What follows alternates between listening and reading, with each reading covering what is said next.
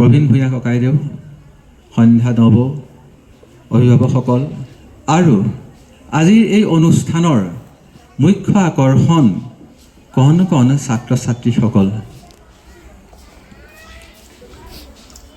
মই আহি অধ্যক্ষ ছাৰক সুধিছোঁ যে ভাষণটো অসমীয়াত ক'ম নে ইংৰাজীত ক'ম।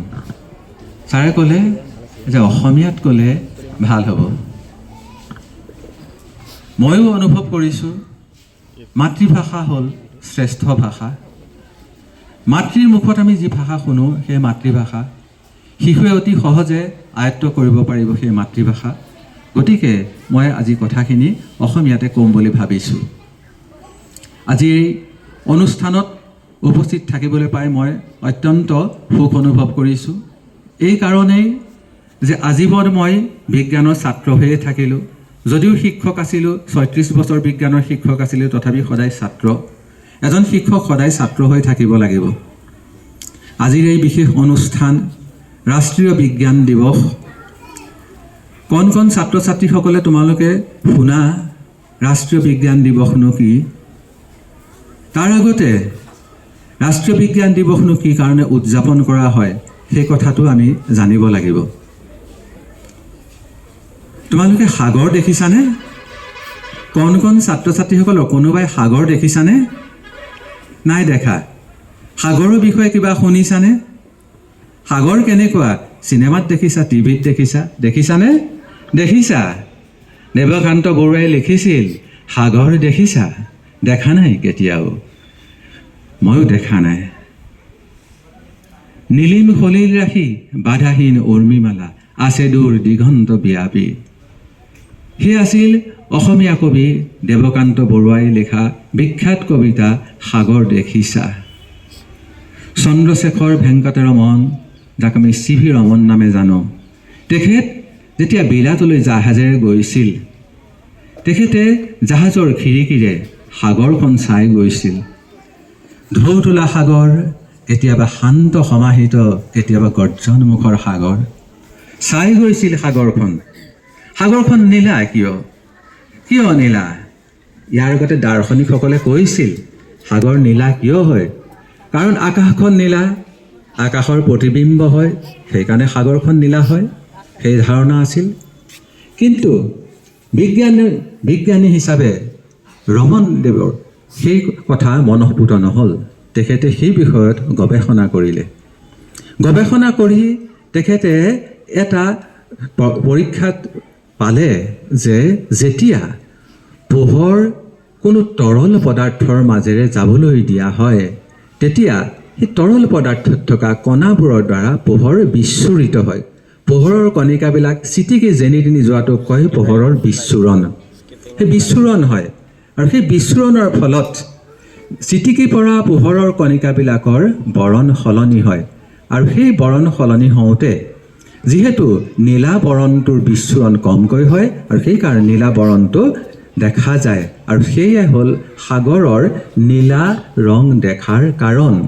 গতিকে কণ কণ ছাত্ৰ ছাত্ৰীসকল, তোমালোকে আজি এটা কথা মনত ৰাখিবা যে সাগৰ নীলা কি কাৰণে দেখা যায়। তোমালোকে ডাঙৰ হ'লে দেখিবা সাগৰৰ পানী নীলা দেখা যায় দূৰৰ পৰা। কি কাৰণে নীলা দেখা যায়? তাৰ কাৰণটো হৈছে পোহৰৰ বিচ্ছুৰণ। যেতিয়া আৰু সেই বিচ্ছুৰণৰ ক্ষেত্ৰত পোহৰ যেতিয়া লম্বভাৱে পৰে তেতিয়া আৰু অধিক নীলা দেখা যায়। তোমালোকে জানা যে গোৱাৰ সাগৰখন হ'ল আটাইতকৈ মনোৰম। কি কাৰণে?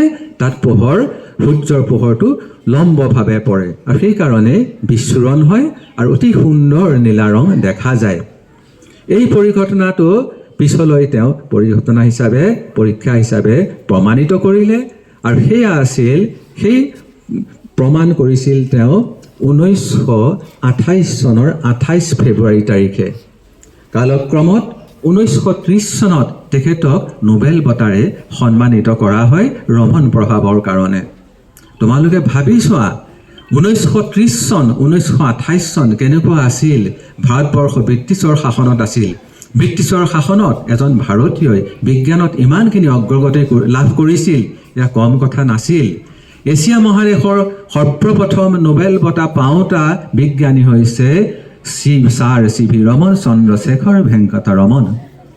তেখেতৰ সেই পৰীক্ষা অতি সৰু পৰীক্ষা আছিল। তোমালোকে যেতিয়া ডাঙৰ হ'বা সেই পৰীক্ষাৰ বিষয়ে তোমালোকে গম পাবা। তেখেতে এটা কথা কৈছিল, যিটো কথা মই সদায় বিশ্বাস কৰোঁ।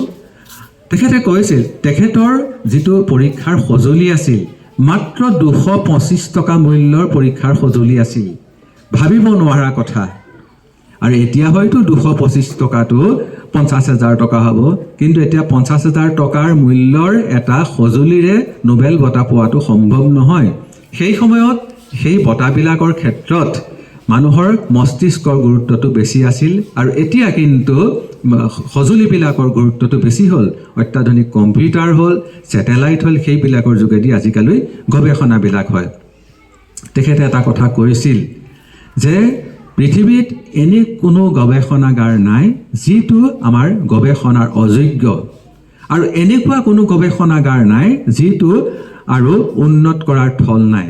গতিকে মই আজি তোমালোকৰ এই বিদ্যালয়খন এখন চালুকীয়া বিদ্যালয় আৰম্ভ কৰিছে, কিন্তু অত্যন্ত সুন্দৰভাৱে ইয়াৰ আন্তঃগাঁথনি কৰিছে, দেখি ভাল পাইছোঁ। আটাইতকৈ ডাঙৰ কথা, এখন কণ শিশুসকলক লৈ বিজ্ঞান দিৱস উদযাপন কৰাৰ প্ৰয়াস কৰিছে, লগতে প্ৰদৰ্শনী পতাৰ প্ৰয়াস কৰিছে। ইয়াৰ বাবে বিদ্যালয়ৰ অধ্যক্ষ প্ৰমুখ্যে সমূহ শিক্ষক শিক্ষয়িত্ৰী মই শলাগ ল'লোঁ। এই ক্ষেত্ৰত যিসকল অভিভাৱক অভিভাৱিকাই সহায় কৰিছে তেখেতসকলকো মই ধন্যবাদ জ্ঞাপন কৰিছোঁ। এখন প্ৰদৰ্শনী বা এটা বিজ্ঞানৰ কাৰ্যকলাপ কৰাৰ মূল উদ্দেশ্য হৈছে বৈজ্ঞানিক মানসিকতা সৃষ্টি কৰা। বৈজ্ঞানিক মানসিকতা বা বিজ্ঞানসন্মত মানসিকতা মানে কি? যে যিটো বস্তু আমি দেখিছোঁ, সেই দেখা বস্তুটোত আমি কি, কিয়, কেনেকৈ, এই কথাকেইটা আমি জানিব লাগিব। ছাত্ৰ ছাত্ৰীসকলে কিবা এটা সাজিছে, সেইটো কি সাজিছে, কেনেকৈ সাজিছে, আৰু তাৰ কথাবিলাক কিয় হৈছে, এই কথাকেইটা জানিবৰ কাৰণেই কৰা হৈছে। আজি ইয়াত মহিলাৰ সংখ্যা সৰহ দেখিছোঁ। এইটো ভালেই কথা, কাৰণ এইবাৰ ৰাষ্ট্ৰীয় বিজ্ঞান দিৱসত মহিলাৰ ক্ষেত্ৰত অগ্ৰাধিকাৰ দিয়া হৈছে। মহিলাসকলৰ বৈজ্ঞানিক মানসিকতা উন্নত কৰিবৰ কাৰণে, মহিলাসকলৰ মাজত বৈজ্ঞানিক দৃষ্টিভংগী সৃষ্টি কৰিবৰ কাৰণে এইবাৰ ইয়াৰ যিটো মটো, সেই মটোটো লোৱা হৈছে, বিষয়বস্তু থিমটো লোৱা হৈছে। গতিকে মই মহিলাসকলৰ ক্ষেত্ৰতো এই কথাটো আহ্বান জনাইছোঁ যে এতিয়া সকলোৰে মহিলাই জয় জয়কাৰ। আজিৰ পৰা 20 বছৰৰ আগতে মই দিল্লীৰ পৰা আহিলোঁ, ফ্লাইটত আহিছিলোঁ, গুৱাহাটীত নামিলোঁ। নমাৰ পিছত নামিয়ে কিবা স্বৰূপত ঘূৰি চাওঁতে দেখিছোঁ যে ককপিঠৰ পৰা নামি আহিছে 3জনী ছোৱালী, 3গৰাকী পাইলট দিল্লীৰ পৰা ফ্লাইটখন চলাই আহিছে, 3গৰাকী ছোৱালী, বৰ ডাঙৰ ছোৱালীও নহয়। গতিকে মহিলা যে কিমান আগবাঢ়ি গৈছে, আমি সুনীতা আগৰৱালা বা কল্পনা চাওলাৰ কথা নকলোৱেই। গতিকে সেই ক্ষেত্ৰত সকলো আগবাঢ়ি গৈছে, আৰু এটি শিশুৰ মনত বৈজ্ঞানিক মানসিকতা সৃষ্টি কৰাৰ মূল কাৰক হৈছে মাতৃগৰাকী। গতিকে আজি এই পবিত্ৰ বিজ্ঞান দিৱসত মই সকলো মাতৃলৈ আহ্বান জনাইছোঁ যে তেখেতসকলে যাতে নিজৰ শিশুৰ মনত বৈজ্ঞানিক মানসিকতা সৃষ্টি কৰিবলৈ সক্ষম হয়। তেওঁলোকক যাতে যিকোনো এটা কথা তেওঁলোকে সাজিবলৈ চেষ্টা কৰিছে, তেওঁলোকৰ যিটো সৃষ্টিশীলতা, সেই সৃষ্টিশীলতা দাঙি ধৰিবলৈ চেষ্টা কৰে। তেওঁলোকক যাতে যিকোনো কথা কৰিবলৈ সুবিধা কৰি দিয়ে, যাতে তেওঁলোকৰ মনটো নকৰিবি, নাচাবি, দুখ পাবি, এইবিলাক যাতে তেওঁলোকক বেছিকৈ বাধা নিদি, কিছুমানত বাধা দিব লাগিব, কিন্তু তেওঁলোকক যাতে সকলো কৰিবলৈ সহায় কৰে। তেতিয়াই আমাৰ এই ৰাষ্ট্ৰীয় বিজ্ঞান দিৱসৰ সাৰ্থক হ'ব। সকলো ছাত্ৰ ছাত্ৰীলৈ মই আশীৰ্বাদ জনাইছোঁ, সকলো অভিভাৱকক মই শুভকামনা জনাইছোঁ, আৰু এইকেইটা কথাৰেই ৰাষ্ট্ৰীয় বিজ্ঞান দিৱসৰ উদ্বোধন হ'ল বুলি ঘোষণা কৰিছোঁ। ধন্যবাদ।